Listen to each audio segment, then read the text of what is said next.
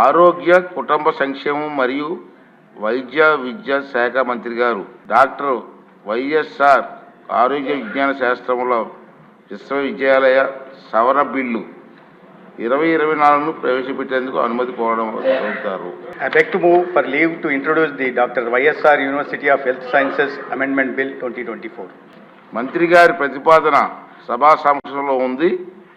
ఇప్పుడు విషయం doctor YSR ఆరోగ్య విజ్ఞాన శాస్త్రంలో విశ్వవిద్యాలయం సవరణ బిల్లు 2024ను ప్రవేశపెట్టడం. ఈ ప్రతిపాదనను సుముఖంగా ఉన్నవారు అవును అనండి. వ్యతిరేకంగా ఉన్నవారు కాదు అనండి.